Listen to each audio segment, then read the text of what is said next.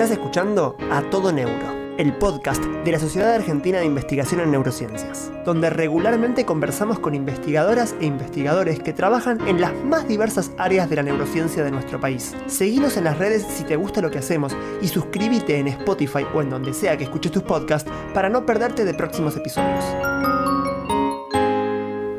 Bueno, ¿cómo están? Estamos acá en A Todo Neuro, el podcast de la Sociedad Argentina de Investigación en Neurociencias. Hoy nos acompaña Cecilia Calero. Cecilia, ¿cómo estás? Hola, ¿qué tal? ¿Cómo están? También estamos acá con Lidia Yupac. Hola, hola. Ceci y Nico. Y yo soy Nico Martorell. Ceci, te hago una pregunta polémica para empezar y romper el hielo, ¿te parece? Bien, arrancamos con todo. Por supuesto, como siempre. ¿Te parece posible un futuro en donde no exista la escuela? Qué bien. Estoy leyendo un libro que se llama Un futuro sin escuelas. Sí, de Mariana Narodsky, bueno, así que muy viene a tema. Sin saberlo, pero muy a tema. La respuesta corta es no, pero la respuesta larga sería: se me hace difícil pensar un futuro con escuelas que sean exactamente iguales a las que tenemos hoy. Entonces, dependiendo hasta qué punto vos pienses el cambio, si es una evolución natural, ¿no? Si tuvo un antecesor ahí común o si va a ser otra escuela la que vamos a tener por adelante. Claro. ¿Por qué lo decís? ¿Por qué decís que un futuro con las escuelas de hoy no es factible, posible o deseable? Bueno, a distintos niveles. A nivel política educativa, porque un futuro con las escuelas, con la inversión que tenemos hoy, es impensable, en donde el 90% de la inversión se va en salarios que no son suficientes y un 10% nos queda para la innovación o para cualquier otra cosa. Es difícil de pensar que algo cambie con esa perspectiva en términos de numéricos, como la parte más dura de la política educativa. Pero si pensamos en algo más de la pedagogía o algo más desde la innovación adentro de la escuela, pensar una escuela rígida, una escuela en donde no haya interacciones que permitan creatividad, en donde no se repiense qué estamos enseñando, cuánto tiempo le estamos dedicando, no porque no lo hagan, sino porque no haya una conversación seria basada en evidencia, también se me hace difícil. Yo le agregaría o ampliaría esa pregunta a entender un poquito dónde vos crees que los chicos aprenden. O sea, los chicos aprenden en la escuela, pero ¿dónde aprenden hoy día los chicos? En todos lados. En todos lados. ¿Y qué son esos lados sociales? Digamos, vos fuiste niña alguna vez, entonces, ¿cómo se diferenciaría el tú aprender como niña de entonces a los niños de hoy? Yo creo que aprenden exactamente igual. Lo que tenés es un contexto de oportunidades, o un contexto de juguetes, o un contexto de tecnología, que por ahí yo, que crecí en los 80s, no tenía. Pero en rigor, esa cosa de que lo que está pasándole ahora es distinto a lo que pasaba cuando nosotros éramos chicos, eso es marketing, ¿no? Y está buenísimo. Buenísimo. Como, ahora todo, qué sé yo, ahora la tecnología. La tecnología en otro momento fue la tele, y en otro momento fue la radio, y en otro momento fueron los libros escritos, ¿no? Digo, uno puede irse tanto atrás como quieras. Bueno, lo sigue siendo, ¿no? O sea, no dejan de ser, no dejan de ser tecnología. Claro, pero cuando uno ahora piensa en tecnología, pensás en la compu, o en la tablet, o en el teléfono, y esa es la que ahora está como demonizada y la que nos hace ser menos y tener menos memoria. Se dicen un montón de cosas, pero en rigor se dijeron lo mismo de todas las anteriores.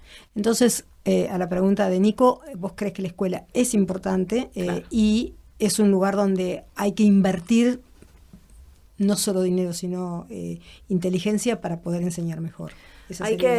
Sí, inteligencia para mí es una palabra difícil, polémica, pero sí hay que invertir distintos tipos de recursos, humanos y monetarios, por supuesto.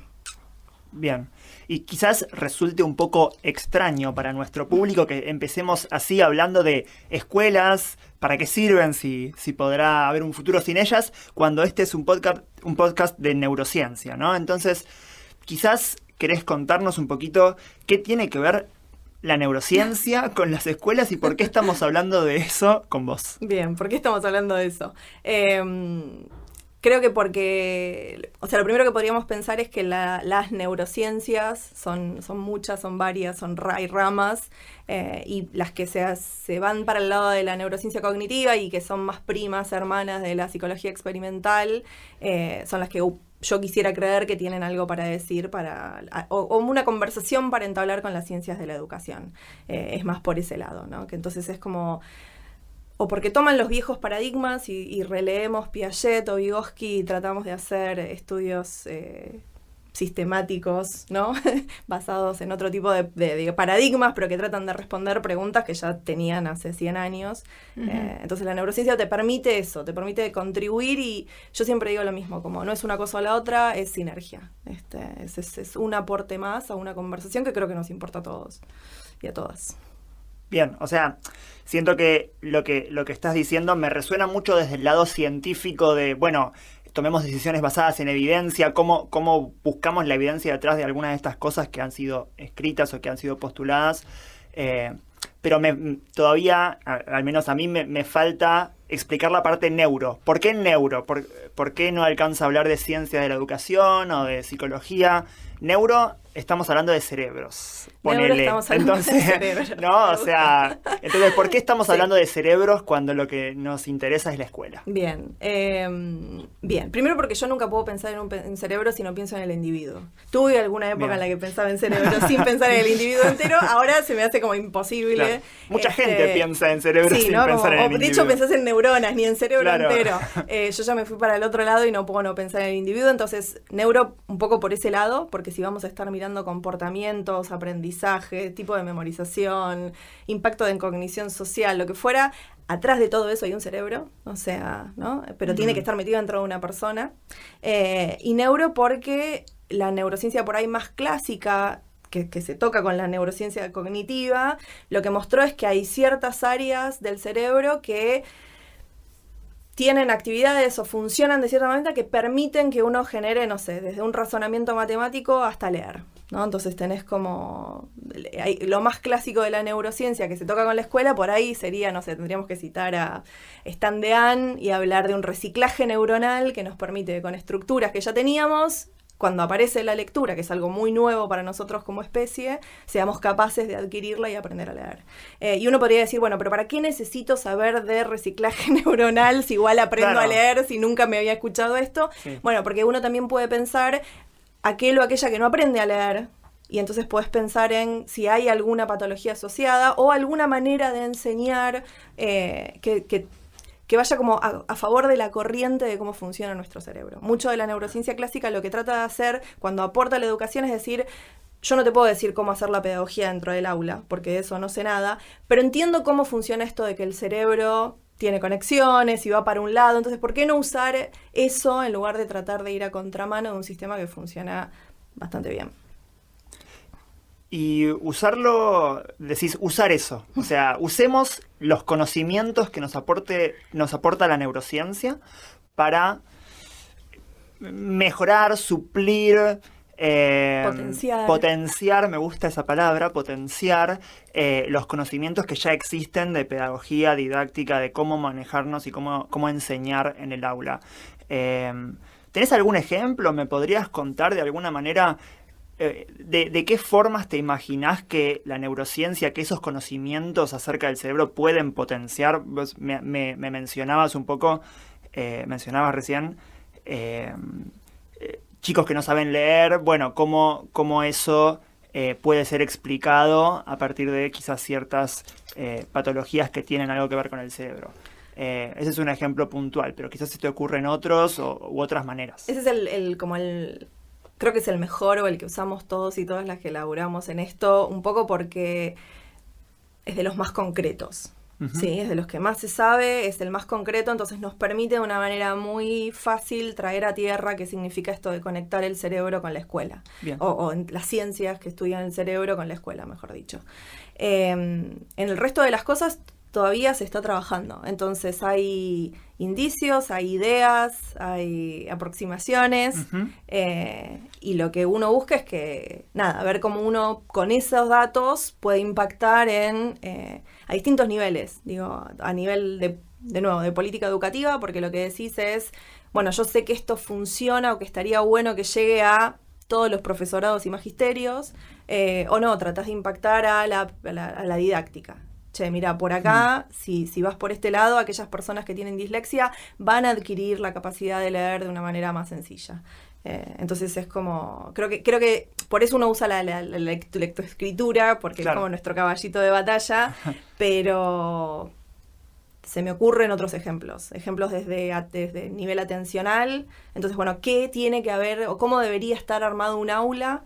Que a veces eso es muy contraintuitivo. Uno piensa en un aula de jardín de infantes y si todos hacemos un segundo y la pensamos, el aula está llena de carteles, llena de cosas, todo, ¿no? Y bueno, y eso es lo que necesitan esos niños y esas niñas cuando están aprendiendo. Y si esas personas tuvieran un tema atencional o fueran más sensibles a los estímulos, estamos armando las mejores aulas. Claro. Entonces un poco esos diálogos, ¿no? De revisar algunas cosas y también darle estructura. A mí me pasa mucho dar capacitaciones y que alguien me diga, yo sabía que había algo, pero no podía ponerle palabras. Porque es alguien que viene trabajando hace 20 años y te dice, bueno, ok, ahora sé que es por acá, ¿no? Entonces a veces incluso ayuda a completar algunas ideas que tienen medio empíricas también, aquel que estuvo en su laboratorio, en su aula, claro, tomando datos. Ceci, vos sos directora del área de educación en la Universidad Torcuato Di Itela. Y sos bióloga, tu formación es de bióloga, yo soy testigo de eso. La pregunta es, como bióloga, te tenés que mover en un mundo de psicólogos, de educadores, de gente que viene de ese palo de origen ya. ¿Sentís que fluye, digamos, tuviste que hacer un gran cambio en tu lenguaje, en tu forma de pensar para poder acoplarte a este área? ¿O sentís que todo tu bagaje como bióloga enseguida encontró resonancia en el área de investigación que tenés? Y si no la tuvo, ¿en dónde estuvieron las fricciones? Las complicaciones. Las complicaciones. Creo que para algunas cosas fue muy fácil. Yo cambié mucho de laboratorios mientras estaba estudiando, ¿no? Entonces ya tengo una tendencia a... De laboratorio donde un estudiante, claro, de biología investiga y hace sus primeras armas. Sí, o sea, si tuviera que ser prolija en contarlo, de cuando estaba haciendo el grado, pasé por varios laboratorios que tenían focos y preguntas de investigación muy distintos, desde química inorgánica, laboratorio de inmunología, para llegar a la electrofisiología, que la paído entre lo neuro. Todo muy lejos de ese individuo completo del que hablabas recién, de hecho, cuando ¿no? arranqué no era ni una célula, eran moléculas, o claro, sea que no, bien abajo arrancamos. Entonces creo que aprendí muy temprano algo que me parece que ahora es algo fundamental, que es que cada uno aprende y ese aprendizaje, yo todo el tiempo repito que tu formación te deforma. Y te deforma en la manera en la que te comunicas. Entonces, como que muy temprano tuve que aprender y a desarmar porque había palabras que para mí significaban algo, que para los otros y las otras significaban otras cosas. Entonces ya tenía un poco ese ejercicio. Obviamente, cuando dejé lo clásico de la neurociencia y me metí en esto, eso se multiplicó por 8000. Pero fue un ejercicio... Primero de mucha humildad, porque uno cree que sabe mucho y de repente salís al mundo y hay un montón de otras cosas y decís, claro, mira, había otras carreras. Pero también es un lindo ejercicio tratar de encontrar maneras para poder comunicar tus ideas. Sobre todo cuando son áreas que tienen mucha resistencia. La educación en general tiene mucha resistencia a dejar otras cosas, tanto la psicología como la neurociencia, como no, tiene como... Cada área tiene su... Claro, sí. Tiene sus caballitos de batalla y sus espacios. Sus paradigmas que no están dispuestos a... Y son los míos, tirar. Y son los que conozco, y son los que me gustan, sí, y son los que me siento cómoda. Pero creo que está bueno y creo que uno aprende cuando te interpelan esas conversaciones. Entonces fue muy difícil, muy difícil, pero estuvo buenísimo. O por lo menos a mí me resultó muy enriquecedor. Y quizás para que la gente sepa, creo que por lo que hablamos hasta ahora se entiende que algo de educación haces, algo de neurociencia haces, algo de su relación, pero quizás querés contarnos en pocas palabras qué es exactamente, a qué te dedicás, digamos. Bien. Sí, claro, por supuesto. ¿No? Si es que es posible contarlo en pocas palabras. Es posible contarlo en pocas palabras. Básicamente, yo me salí de la neurociencia clásica y salté a las ciencias del comportamiento, por ahí más a la neurociencia cognitiva, a la psicología experimental, en donde uno mira comportamientos, ¿sí? Perro, cangrejo, a mí me toca humano y en particular humanos pequeños y pequeñas, porque trabajo sobre todo con niños y niñas, y en donde la pregunta que a mí me gustó y que con la que arranqué en el postdoc y seguí los últimos, no sé, más de 10 años ya, es Sabemos un montón acerca de cómo las personas aprenden, de cómo adquirimos un contenido de conocimiento, sabemos bastante menos acerca de cómo somos capaces de transmitir ese contenido de conocimiento cuando queremos enseñarlo.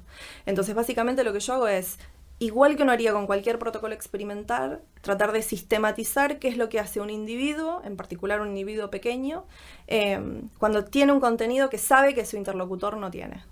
Entonces, ¿cómo enseñan las niñas, digamos? Exactamente. El proyecto, de hecho, se llama Pequeños Maestros. Ok. Tiene ese nombre, siempre digo lo mismo, que tenía un nombre muy grandilocuente. En una de las escuelas alguien dijo, ahí viene la seño de Pequeños Maestros, y me convertí en... Y el proyecto tomó otro nombre, porque fue hermoso. Y básicamente es eso, ¿y qué miramos? Miramos tanto el contenido de las palabras, o sea, qué estás diciendo cuando estás contando, cuando estás enseñando, pero también todo lo que tiene que ver con la gestualidad de tu cuerpo, que va a transmitir un montón de la información también, y lo que se llaman las claves ostensivas, que por ahí es la prima menos conocida, que es el contacto visual, el cambio en el tono de voz, la posición del cuerpo. Si ahora nos están escuchando, ¿no? Se están perdiendo todo eso. Se están perdiendo todo eso, yo me estoy moviendo, pero sí están escuchando que no sería lo mismo si toda esta entrevista hubiese sido exactamente en este tono de voz, porque no hubiesen sabido que era lo importante, ¿no? Uno hace esas claves y lo que tienen esos aguditos, ¿no? Que a mí me salen muy naturales, le dicen a tu cerebro y a tu sistema atencional, préstame atención, estoy diciendo algo que es relevante. Eso es lo que me gustaría que vos sepas, ¿no? Es como sin estás decirlo. enfatizando ciertos momentos. Exacto. Como importantes. Exacto. O sea, son como banderitas. Los tonos agudos son momentos de énfasis en el lenguaje. Los tonos agudos son los momentos de énfasis. Claro. ¿Quién es la persona que mejor usa la clave ostensiva del tono de voz? ¿La maestra o el maestro jardinero? Cuando vos ves a alguien hablar con un nene pequeño que le dice, ¿cómo estás? ¿Qué pasó? ¿Por qué hace todo eso? Y porque las palabras todavía no tienen tanto sentido. Pero el tono es como natural. Levantamos eso a las primeras horas de vida y lo vamos a tener toda la vida. Mirá qué interesante eso, porque es como algo re obvio quizás cuando uno lo piensa, como, claro, pero no... Y voy a decir algo a lo mejor un poco difícil, pero con los perros es igual. O sea, los perros son... Las claves vocales, digamos, la gestualidad vocal que uno utiliza hace que el perro entienda o no entienda las palabras, eso no lo sabemos. Los modelos... Se estimule ante un llamado. Los dos modelos experimentales de clave ostensiva son los bebés y los perros. De hecho, o sea que es por ahí. ¿Estamos comparando bebés con perros? ¿Eso es lo que estamos haciendo? Para algunos es muy comparable. Claro que sí. No, y esto me lleva justo a una pregunta que te quería hacer, que es que recién, de hecho, la última entrevista que grabamos y que acaba de salir cuando estamos grabando esto es con Daniel Tomzik, que trabaja en comportamiento en cangrejos. Y pensaba, vos hablás de comportamiento, pero ahora en humanos, y en particular en humanos de corta edad. De pequeño porte. Y me preguntaba, ¿cómo es esa comparación entre trabajar en animales no humanos o en humanos en comportamiento? Hablabas, usamos los mismos paradigmas experimentales que en cualquier otra investigación. Bueno, ¿es realmente tan así? ¿Es lo mismo, solo que da la casualidad que son humanos? ¿O hay otros desafíos, otras dinámicas que no se dan? Para mí lo más significativo, o que para mí fue lo más significativo, fue todo el tema de comités de ética. Ajá. Cuando uno está trabajando con personas de cualquier edad, tiene que pasar por un comité de ética. Sí. Si bien entiendo que ahora por ahí hay gente moviendo la cara, deberíamos pasar comité de ética cuando trabajamos con cualquier animal, sí, por supuesto. Bueno, y pasa con muchos animales, es ¿no? así. Entonces pero para mí la gran diferencia fue eso, la interacción que uno tiene con un comité de ética cuando vas a trabajar con humanos, eso cambia todo el protocolo. Primero porque hay un montón de personas externas que tienen algo para decir acerca de tu protocolo, que eso es más raro que te pase. Y después que las personas tienen mucha variabilidad. Más que los animales, que ya tienen mucha variabilidad. Yo diría que en mi experiencia tienen más variabilidad que los animales no humanos. ¿Por qué? O sea, como, por ejemplo, ¿en qué lo ves eso?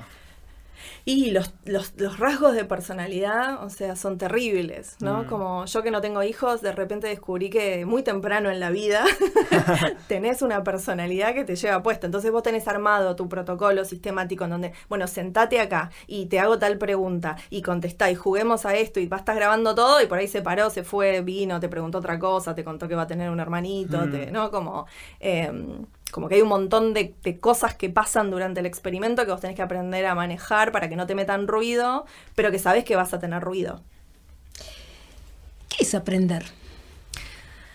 Me encanta. Depende de a quién le estés preguntando. De hecho, yo doy una materia que se llama Fundamentos de Comportamiento Humano para Política Educativa y pasamos 2 clases discutiendo qué es aprender. Para las ciencias del comportamiento o para la neurociencia cognitiva, aprender es un cambio debido a la experiencia.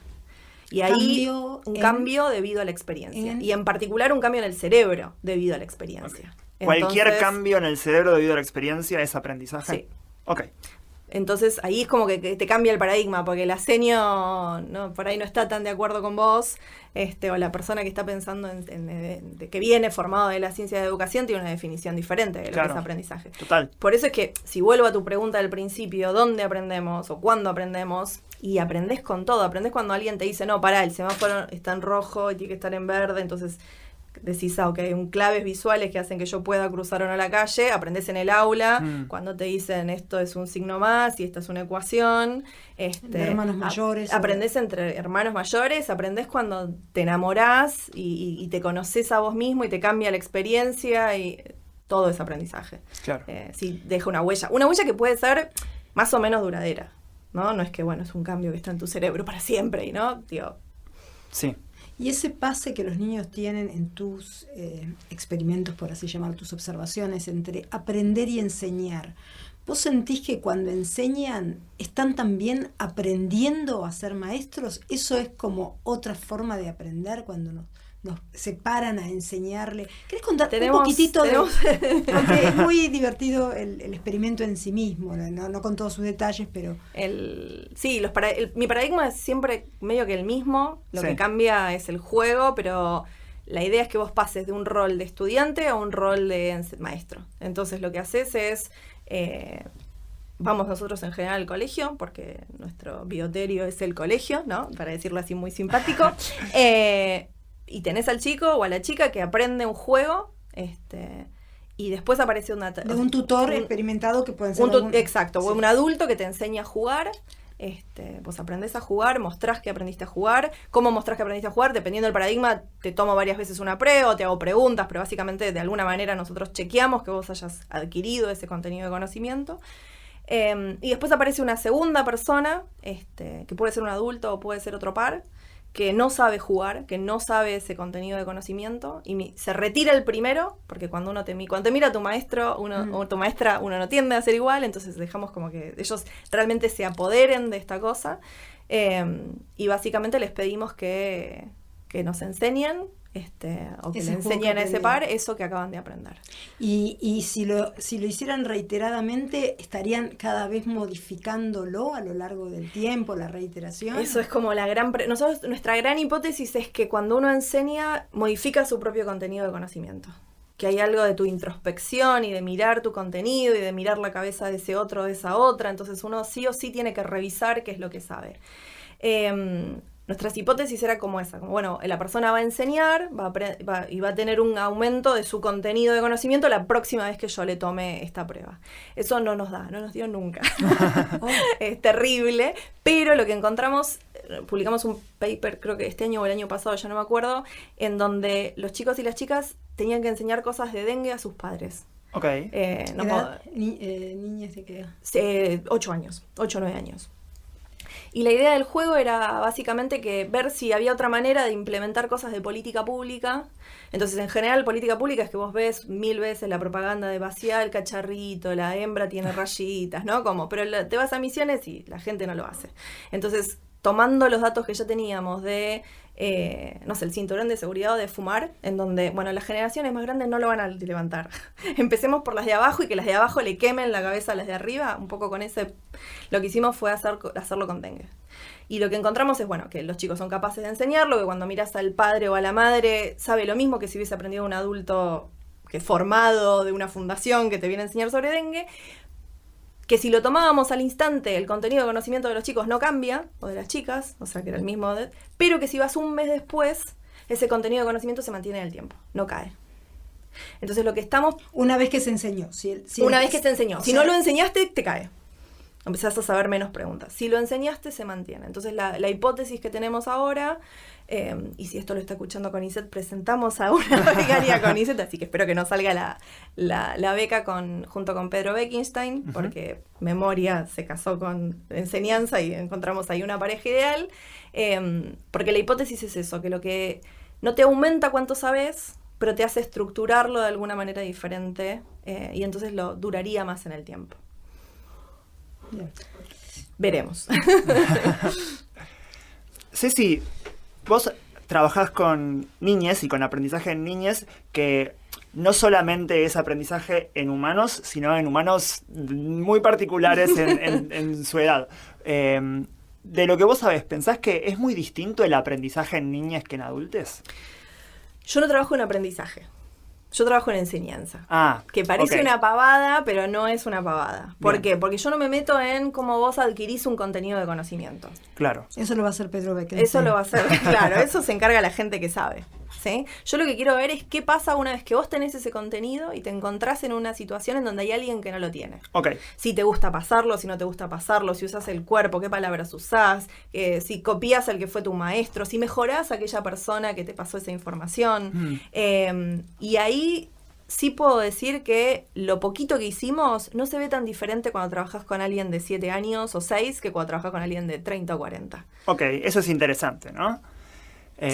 Digamos, no hay una diferencia cualitativa entre las técnicas que usamos para enseñar a una edad muy temprana o... Hay diferencias de, obviamente, vos tenés un lenguaje más vasto, tenés Claro. otras posibilidades, tenés tu impulsos de tu control inhibitorio más desarrollado, tus funciones ejecutivas. Digo, hay un montón de funciones cognitivas que seguro lo hacen más eficiente cuando tenés 30 que cuando tenés 6. Pero las bases, ese fue mi primer paper de postdoc, las bases son las mismas. Mira. O sea, vos usás los gestos, usás tus palabras, usás tus contactos visuales, tus cambios en el tono de voz, y eso es indistinguible de si lo está haciendo alguien de 6, 7, 8, 9 que si lo está haciendo alguien de 30. De hecho, nosotros nos basamos en el paper de unos húngaros que proponían que lo llaman pedagogía natural. Y entonces decían, bueno, la pedagogía natural es algo que hacen los adultos entre adultos y los adultos a niñes. Natural en el sentido... A que son cosas que vos no tenés que aprenderlas, Claro. sino que vienen con tu condición de persona. Vienen de fábrica. Vienen de fábrica. Después las mejorás, las podés, ¿no? Claro. Todo se puede pulir, pero vienen con vos de fábrica. No solo vienen con vos de fábrica, sino que aparte vienen desde las primeras horas, vos ya podés ver que eso está funcionando, de las primeras horas de vida. Claro. Y lo que nosotros hicimos fue completar esa ecuación y decir, bueno, no solamente pasa de adultos a niñas, sino que si vos lo mirás en niñas, también se mueve para el otro lado. A mí cuando contabas los experimentos, los llamo experimentos, posiblemente estudios, experimentos suena muy mal. Pero son, ¿no? Sí, pero son esas palabras que cuando me preguntabas qué cosas tuviste que cambiar con los interlocutores, la palabra experimento tiene una connotación en el público general que es muy negativa. Okay. Estoy yendo a hacer experimentos con niños en las Hola, ¿qué escuelas? tal? Vengo a hacer experimentos con los niños de la escuela. ¿No? Perfecto. Bueno, eso es interesante, porque es un tema de actitud sutil, porque seguramente vos no les ibas a abrir el cerebro a ningún niño, no. Pero... En general los padres y las madres, la familia en general está muy en contra de eso. Está muy en contra, claro. Sí, yo creo que vos también. Yo también. No, pero estaba pensando en esta idea de cómo enseñar ratifica, solidifica el conocimiento, que la importancia de los grupos de estudio en colegio secundario, en la universidad, cuando en realidad estudias solo, crees que leíste todo, sabes todo el material y llegas al examen y no podés contestar, mientras que si estudias en un grupo de estudio y tenés que contar a un compañero lo que no entendió y demás, solidificás ese conocimiento. Sí. Harías esa analogía, que estudiar en grupo es parte de esta idea de que aprender y enseñar son dos caras de la... Sí, o sea, empezó como algo más puro sobre enseñanza que terminó derivando en todo lo que hacemos ahora de enseñanza entre pares. Porque no es solamente enseñarte, sino enseñarte entre aquellos que están como a tu nivel, sobre todo etario, y te permite revisar los contenidos de otra manera. Es la clásica de todos o todas las que dimos clases. Crees que entendés algo y el día que te toca preparar esa clase, tengo que empezar de nuevo, ¿no? Tengo que leer, tengo que volver. Y yo siempre doy el mismo ejemplo. Yo aprobé cálculo 1, si ahora me dicen que doy una clase de cálculo, me muero. O sea, claro. no. Entonces, lo sabía, lo aprendí, ¿no? Entonces, uno empieza a jugar con esas sutilezas. Y entonces, en la medida en que la capacidad de exhibirse, porque enseñar es exhibirse, en la medida en que la capacidad de exhibirse está mermada por una condición de personalidad, un chico o con autismo o un chico simplemente muy tímido, ¿vos pensás que hay mecanismos compensativos para poder, de todas formas, solidificar conocimientos? ¿Cómo lo ves en esos extremos donde, o por personalidad o por otras condiciones, hay una dificultad en exhibirse?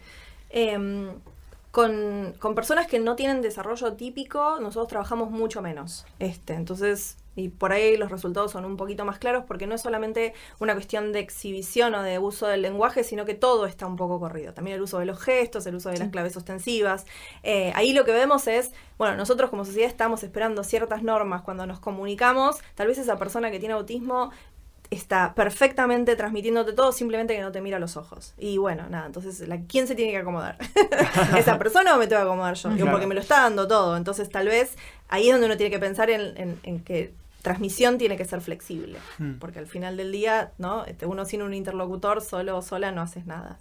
Eso por un lado. Y con lo que tiene que ver con rasgos de la personalidad, eso lo medimos. De hecho, porque uno de los miedos más grandes en la escuela era, no, se van a poner a enseñar cosas, pero Martita tiene más personalidad que Juanita, y entonces no importa quién sabe más, se la va a llevar puesta porque...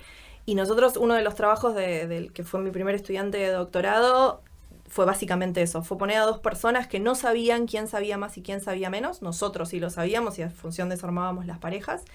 Y tenían que enseñarse cosas acerca de la forma de la Tierra y cómo están la estrella, el Sol, ¿no? Tiene que ver con la representación astronómica de los planetas y la Tierra. Y lo que encontramos es que es como... La vida encuentra camino, el conocimiento encuentra camino, y es algo que ya decía Vygotsky. Nosotros, teníamos toda la teoría, lo que hicimos fue hicimos los experimentos o los estudios para ver si eso efectivamente era así. Y no encontramos que los rasgos de personalidad sean un tema. Siempre que vos te las arreglás, siempre que vos tengas un interlocutor o una interlocutora que te lo permita. Y para mí ahí es la clave, y es una de las cosas más lindas, y ahí por ahí sí hay una diferencia con adultos, que es que cuando vos pones dos nenes, dos nenas, ¿no? o parejas mezcladas, nunca se dan feedback negativo mientras están enseñando. Y eso es increíble. Entonces, nunca es, che, ¿cómo no pudiste hacer eso? O cualquiera que hiciste esto, o la puteada, o lo que fuera. Siempre son feedback positivos, y siempre hay mucho de, esto a mí también me costó. Mira qué bueno eso. Entonces, vamos a poner a los políticos a enseñar. O enseñarse cosas entre ellos, a ver si bueno, entre ellos. Seguramente un niño o una niña está en una posición de mucha menos confianza, mucha más incerteza, tiene menos experiencia para agarrarse, ¿no? Como en ese sentido de... Sí, pero tiene que ver con tu interlocutor. Si vos te pones con un adulto y yo te digo, vos podés decir no sé la cantidad de veces que quieras, vos no me decís no sé. Si yo te digo ahora tenés que enseñarme, lo primero que haces es blanquearme que no sabes. Hay una relación diferente cuando vos estás en la posición de que estoy enseñando, y una responsabilidad distinta. Sí, lo que decía Lidia de la exposición, ¿no? Te estás exponiendo. Exacto. En ese sentido. Pero no vemos que eso, o por nosotros usamos un cuestionario de comportamiento infantil en donde ves rasgos básicamente de si sos más extrovertido. Nada está modulado por eso. Y tampoco está modulado por género. Eso me encantaría decirlo, porque no hay un género que hable más, ni un género que sea más extrovertido, ni un género que sea mejor docente, no. Y una preguntita así, como bióloga que soy, yo sé lo que en la biología es medir, porque bueno, es un estudio, no es un experimento, pero vos tenés que medir cuánto aprendo, tenés que medir cuál es la transmisión. ¿Cómo es medir en tu área de trabajo? ¿Es más difícil medir en humanos que en animales no humanos? Eso yo creo que sí. Obviamente todo lo que yo hago, sigo totalmente deformada por mi formación de bióloga, entonces yo todo lo que hago es cuantitativo, todo está medido.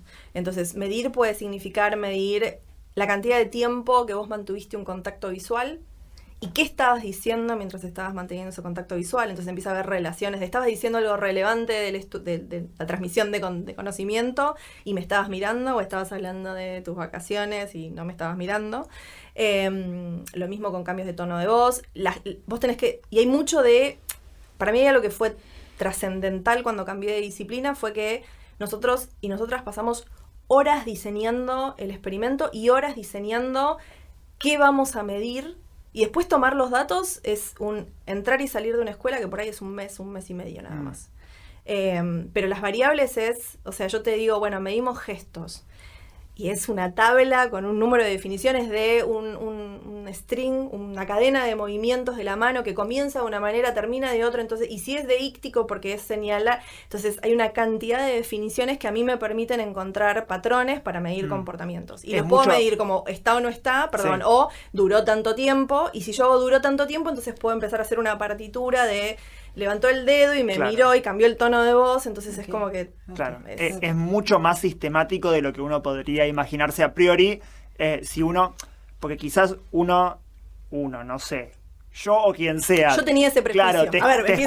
Claro, te escucho hablar y digo, bueno, ¿cómo lo haría yo? ¿No? Como, o yo me pongo en ese lugar, ¿cómo lo haría? Bueno, voy, filmo niñes haciendo cosas y después digo, bueno, acá señaló. Acá miró para este lado, acá miró para este otro lado, pero no es solo eso, no hay algo mucho más complejo, ¿no? No, y los manuales de codificación, o sea, eso que tuve que hacer yo al principio, que es dolorosísimo, y ahora hacen mis estudiantes, es lo más difícil de todo. Claro. Porque uno arma un set y después, aparte, en el 100% de los laburos tenés a alguien ciego o alguien ciega que está tomando esas mediciones, porque vos ya sabés qué es lo que querés levantar.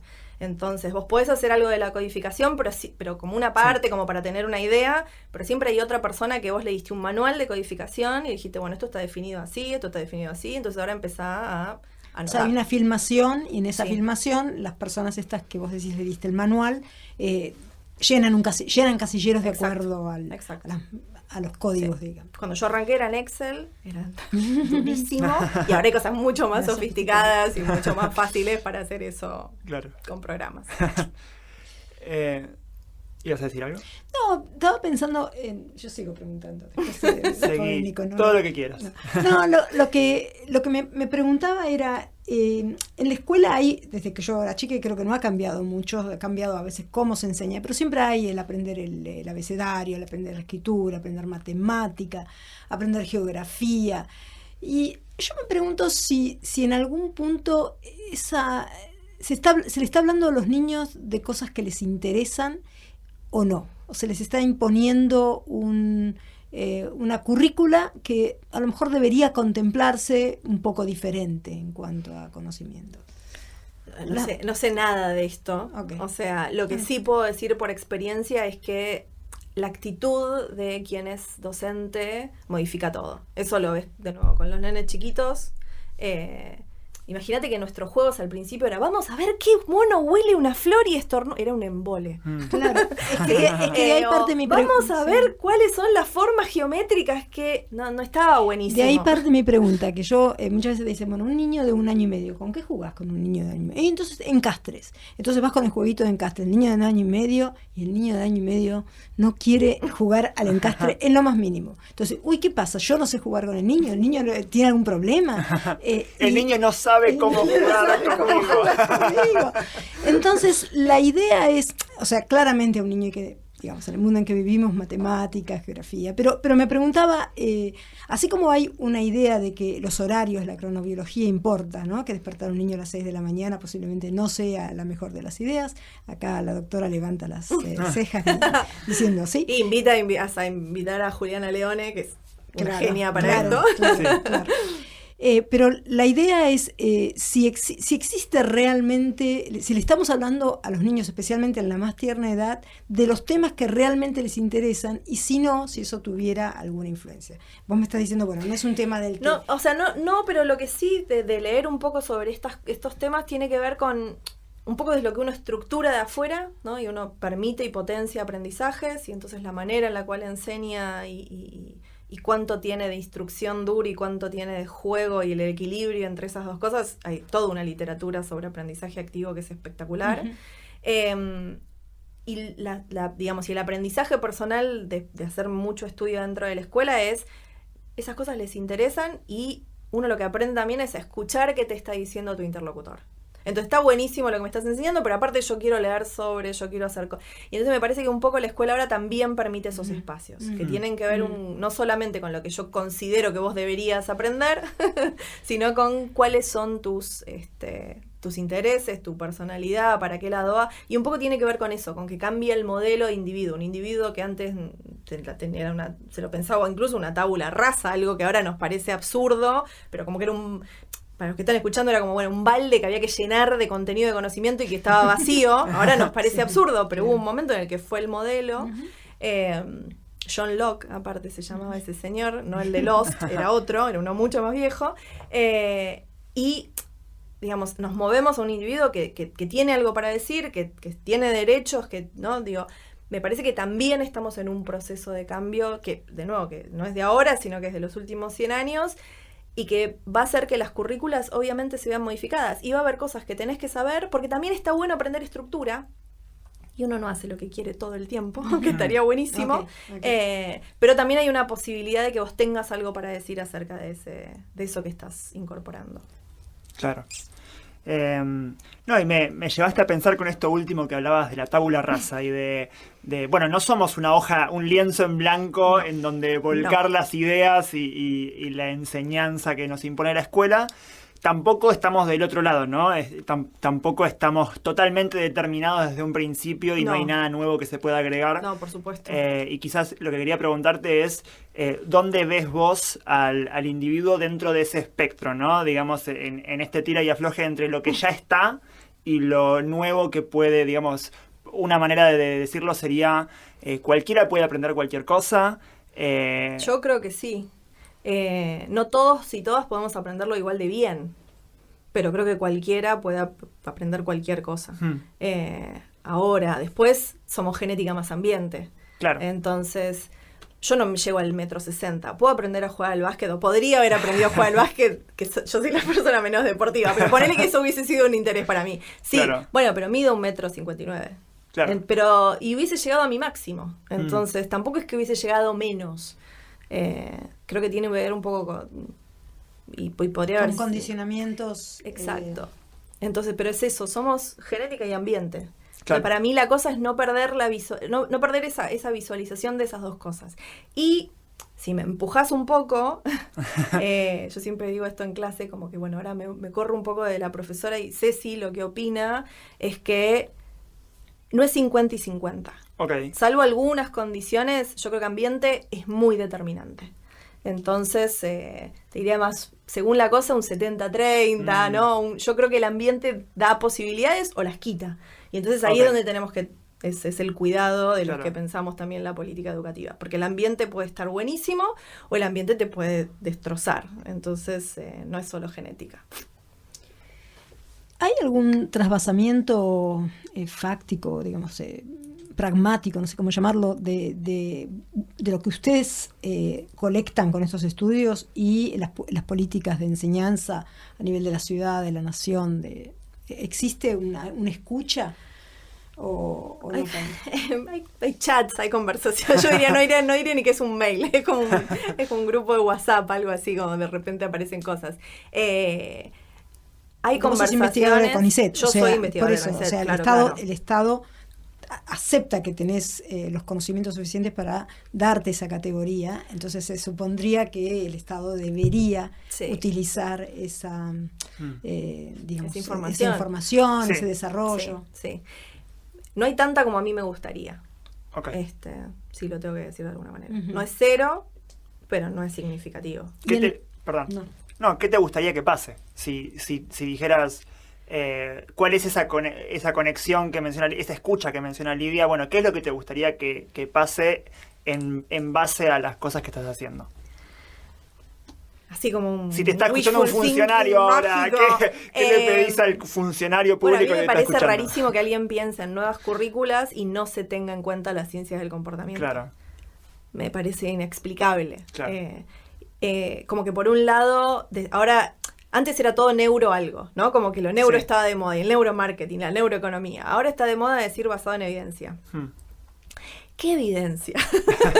¿No? ¿De qué estamos hablando? Entonces eso es Claro. algo que queda muy lindo a título de vamos a hacer todo esto en basado en evidencia, pero después armaste un currículo y no le preguntaste a la gente que está generando esas evidencias, elegiste gastar un montón de plata en un número de capacitaciones y no estaban buenas porque ni siquiera, o sea, no hubo, pero no es como yo tengo la última palabra, no, como una consulta, como una asesoría más. Claro. Porque de nuevo, y esto voy a aclararlo porque siempre es el tema, no es que yo crea que la neurociencia o la neurociencia cognitiva o la psicología experimental tengan la última palabra, ni muchísimo menos, ¿sí? Y lo aclaro de nuevo porque siempre, si no, pasa lo mismo. Pero sí creo que tienen que ser una parte de esa conversación importante, tienen que tener peso. Porque si no es como que queda lindo el título, pero seguimos armando los colegios de la misma manera, seguimos armando Claro. los horarios de la misma manera, seguimos armando la currícula de la misma manera, no implementamos ninguna cosa ni de enseñanza de par, nunca hay nada que es como todo muy lindo, pero después al final del día seguimos haciendo lo mismo que hacíamos hace 50 años. En los estudios que vos hiciste en colegios, estos colegios eran privados, asumo Sí. yo. Hicimos mucha toma de datos en Tecnópolis también, que eran colegios públicos. O sea, con Pero- las escuelas que venían Que a pasaban- visitarlas. Exacto. Y pero la pregunta es, en las escuelas, que es donde vos podés tener un seguimiento más largo en el tiempo, había vos podés ver que el paso de ustedes haya modificado algo ahí, en, Sí. en esa institución. Sí, que es algo- eso es muy lindo. Cuando uno entabla una relación con la escuela, te volvés parte de la institución. Entonces nosotros teníamos, en general cuando terminamos de hacer cualquier estudio, después damos charlas y capacitaciones medio gratis, pero como una cosa de devolverle Sí. algo a esa comunidad que te bancó durante un mes y medio sacándole pibes dentro y pibas de dentro del aula. Y hubo algunas cosas. O sea, yo siempre cuento una que para mí fue espectacular, que es que una de las propuestas nuestras es que quien es el mejor o la mejor maestra o maestro no es quien más sabe. Muchas veces aquel que le costó o que, ¿no? Como que hubo una dificultad, se apropia del contenido de una manera muy distinta que el que la tuve, ¿sí? Sí. Entonces, una de las escuelas hizo un programa precioso con el tema de aprender fracciones, que es algo terrible en la vida, ¿no? de alguien que está en primaria, en donde les hacían grabar unos videos a los chicos y a las chicas que habían tenido problemas con fracciones para enseñarles fracciones a los del año siguiente, ¿no? Como una cosa de, bueno, esto. Y fue espectacular y mejoraba maravilloso. rendimiento. Claro. Maravilloso. Y era como unos videitos de 15 minutos donde él tenía que preparar una clase para enseñarle fracciones a ese individuo que no existía. Y fue increíble, porque tuvo efecto en rendimiento escolar. Claro. Sí, y es algo además que es recontra aplicable. Era un como teléfono que no celular, sí, 15 minutos, no pero hace habían falta tenido que poner hacer... presupuesto en No, nada no. para hacer Bueno, eso. nosotros tenemos una cosa de que es que los experimentos se hacen con 15 pesos. Claro. Yo vengo de la escuela de Sigman, en donde todo se debería hacer con papel y lápiz. Sé Claro. que no siempre es posible, pero digo, en ciencias cognitivas eso sí es posible. Y que deberían pensar un escenario de política educativa argentina, o a lo sumo Ok. latinoamericana. Digo, Por yo las trabajo... dudas, aclaremos que te hablas de Mariano Sigman. De Mariano Sí, Sigman, sí. sí. Y entonces es eso, es pensar cosas que pueden tener impacto con muy, muy bajo costo. Claro. Porque si cada cosa es, bueno, ahora metamos algo para que mida las... No, bueno, no va a pasar. Siempre es con muy bajo presupuesto. Ahora, entonces podríamos decir que hay un resultado fundamental en tu trabajo. Y Tangible, es que, sí. sí, como- no, sí, que sí. es fundamental en el sentido de que revierte toda una tendencia, yo no sé, me costó, pobrecito de mí, no soy tonto, a una persona que se empodera de un conocimiento a través de enseñarlo, porque es un acto de solidaridad con el otro que también tiene que aprender y consigo mismo, con su alma. Sí. Eh, O sea, cambia tu ujú. postura corporal. Ujú. Los nenes están sentados, haciendo cualquiera y tienen que enseñar y muchos se paran. O sea, cuando los más chiquitos se te paran, como, ¿no? Como ahora me toca a mí. Que puede ser algo aprendido porque ven a su maestra o a su maestro, pero hay como una cosa de sacar pecho y de, ¿no? Como, bueno, ahora me toca a mí. La gesticulación muestra que le está pasando algo con Exacto. Claro. el tener que Exacto. enseñar. Claro. Y las palabras importan y el contexto en el que uno adquiere un contenido de conocimiento importa. Eso ya se sabe. Como uno adquiere un contenido de conocimiento, bueno, no es lo mismo si a vos te etiquetan de que no podés, a que si a vos te etiquetan de ahora sos el maestro y sabés y podés y le vas a pasar ese contenido al otro. Que en todas mis capacitaciones yo siempre digo lo mismo. Al final del día lo que uno quiere, o sea, yo ya tengo este contenido de conocimiento. Lo que quiero es que te lo lleves vos. Y eso para mí es lo más difícil de transmitir. Entonces, con las poquitas cosas que estuvimos haciendo nosotros y nosotras en el grupo fue eso, es dar vuelta esa idea para ver cómo haces vos para adueñarte de ese contenido. Ceci, ¿qué es lo que más te gusta de lo que haces? ¿Qué es lo que más me gusta de lo que hago? Dos cosas. Primero, que siento que dialoga con la vida real, cosa que me costaba a veces en el laboratorio. Yo me encuentro más en ese plano. Eso a nivel de investigación. Y ahora que como directora del área, a mí me gusta la gestión. Entonces disfruto mucho armar espacios en donde la gente pueda laburar, pueda tener sus investigaciones, pueda dar clases, armar carreras, armar cursos de investigación para tener algún impacto en capacitaciones. Como me gusta mucho la interacción con la pata de la política educativa, claro. ¿sí? O con todo eso afuera del laboratorio. ¿Sentís que un poco te escapaste de la biología en algún sentido, o de la biología clásica? Porque me interesa un poco eso, porque quizás haciendo eco de lo que hablábamos hace un ratito, claramente no te escapaste totalmente, porque lo que haces es muy biología, es medir, es cuantitativo, es absolutamente, o sea, y ahí estoy muy de acuerdo. Pero en algún sentido, quizás al menos desde afuera, parecería como que te escapaste por lo menos de la biología continental, si querés, como de la parte más clásica. Y me preguntaba eso, ¿cómo es tu relación con esa otra biología, o qué te pasó a vos personalmente para irte? Yo soy súper bióloga. Me sigo siendo tan bióloga como antes. Lo que me pasó fue que descubrí que la biología a la que había estado expuesta no era toda la biología que existía. Claro. Entonces, primero fue choqueante, no voy a mentir. Después, o sea, pasé como por todas las etapas del duelo, ¿no? Como nadie me dijo esto antes, qué triste, esto es terrible, estoy enojada, ¿no? Como todas esas cosas, para llegar del otro lado a decir, bueno, sigo siendo igual de bióloga, lo que pasa es que no hay una sola biología, no hay una sola manera de ser bióloga. Creo que es eso. Y de hecho yo siempre invito a cambien de laboratorios, hagan otras cosas, salgan del mismo laboratorio que están hace 10 años, ¿no? Claro. Hay toda otra set de posibilidades. Quizás hago una última preguntita, que es si quizás haya docentes escuchando, quizás no lo sé, pero si los hubiera, ¿tendrías algún consejo para ellos en términos de, si estamos hablando de la enseñanza y de la dinámica en el aula, y cómo tener en cuenta a la neurociencia o algunas de las enseñanzas de la neurociencia respecto a esto? Y, digamos, más allá de mándenle un mail a Ceci para que vaya a su escuela, pero más eso allá... me encanta, buenísimo, eso seguro. Más allá de eso, pero quizás algún que otro consejo práctico que quizás puedan aplicar.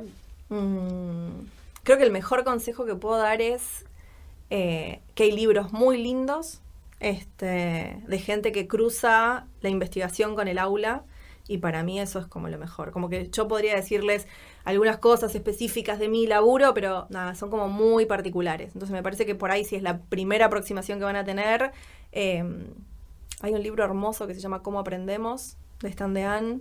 Si les interesa más la parte de lectura, está Cómo aprendemos a leer. Si les interesa más la matemática, está Cómo aprendemos matemática. Digo, está el general y hay cosas más específicas, y es una buena manera de arrancar. Y lo que digo es, sin miedo, y probablemente la mayoría de las cosas que hacen, hay un científico o una científica que midió y les da la razón, y hay otras que no saben cómo afrontar, y que de repente hay alguien que lo midió y que les puede dar un tip que les ayude a pasarla mejor en el aula. Qué lindo, qué bueno. Hay una última pregunta que Nico siempre pregunta. Yo no te la haría, pero yo sé que a Nico quiere saberlo. No te excuses en mí.